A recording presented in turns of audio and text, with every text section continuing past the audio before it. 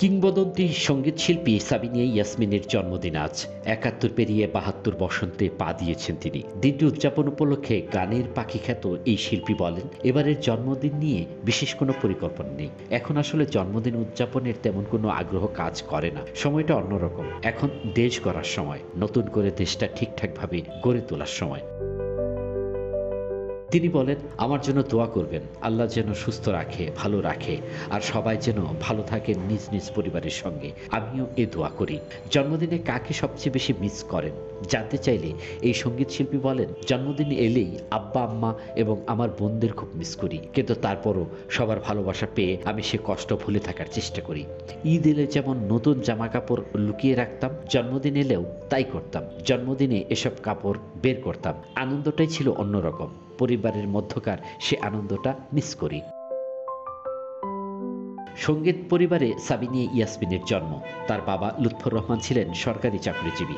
তিনি চমৎকার রবীন্দ্রসঙ্গীত গাইতেন। মা মৌলুদা খাতুন মুর্শিদাবাদের প্রখ্যাত সঙ্গীতজ্ঞ উস্তাদ কাদের বক্সের কাছে শাস্ত্রীয় সঙ্গীতের তালিম নিয়েছিলেন। সাবিনা ইয়াসমিন উস্তাদ পিসি গোমেজের কাছে একটানা ১০ বছর শাস্ত্রীয় সঙ্গীতের তালিম নিয়েছেন। তবে মঞ্চে গান গাইতে উঠেছেন মাত্র ৭ বছর বয়সে।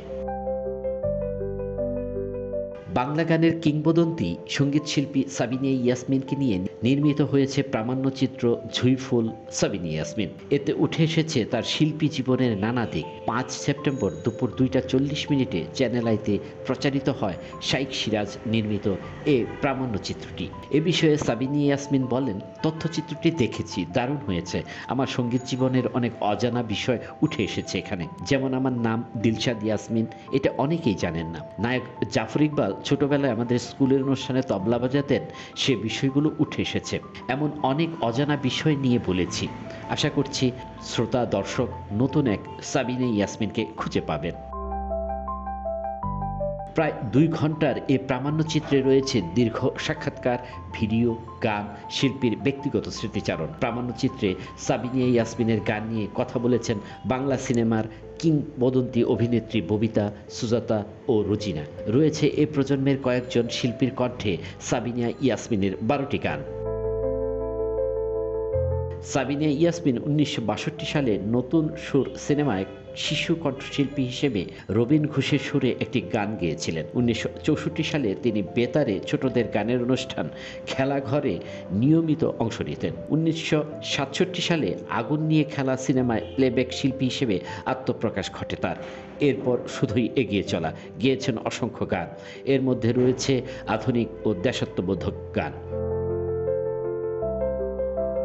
সিনেমায় সাবিনা ইয়াসমিনের গাওয়া গানের সংখ্যা ১০০০-এরও অধিক। পেয়েছেন ২১ পদক ও স্বাধীনতা পুরস্কার। জাতীয় চলচ্চিত্র পুরস্কার পেয়েছেন ১৪ বার। তার প্রাপ্তির ঝুলিতে রয়েছে HMVর double platinum disk, Uttam Kumar পুরস্কার, বিশ্ব উন্নয়ন সংস্থা থেকে ডক্টরেট ডিগ্রি, জহির রায়হান চলচ্চিত্র পুরস্কার সহ অনেক পদক ও সম্মাননা।